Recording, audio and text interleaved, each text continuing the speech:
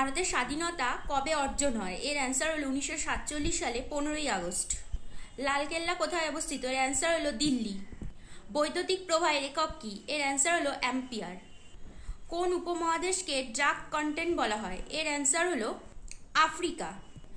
বায়ু শব্দটি কোন ধরনের শক্তিকে বোঝায়? এর অ্যান্সার হলো গতিশক্তি।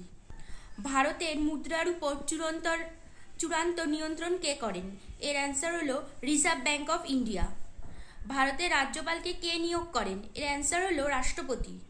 2024 সালে ভারতীয় লোকসভার নির্বাচন কততম ছিল? এর অ্যান্সার হলো 18তম। সিন্ধু সভ্যতা কে আবিষ্কার করেন? এর অ্যান্সার হলো দয়ারাম সাহানি। কলকাতার মেট্রো রেল কবে চালু হয়? এর অ্যান্সার হলো 1984 সালে। কার্বন মনোক্সাইড মানবদেহে কিভাবে ক্ষতি করে? এর অ্যান্সার হলো হিমোগ্লোবিনের সাথে যুক্ত হয়ে অক্সিজেন পরিবহনে বাধার সৃষ্টি করে। ভারতের জাতীয় বিজ্ঞান দিবস কত তারিখে পালিত হয়? এর অ্যান্সার হলো 28শে ফেব্রুয়ারি।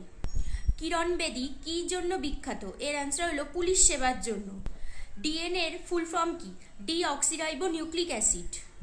চন্দ্রযান 3 কোন সংস্থা পরিচালিত করে? এর অ্যান্সার হলো ইসরো। এই ছিল রেলওয়ে বিগত বছরের কোশ্চেন নিয়ে সংক্ষিপ্ত আলোচনা। ভিডিওটা যদি তোমাদের ভালো লেগে থাকে অবশ্যই লাইক, শেয়ার অ্যান্ড সাবস্ক্রাইব করতে ভুলবেন না।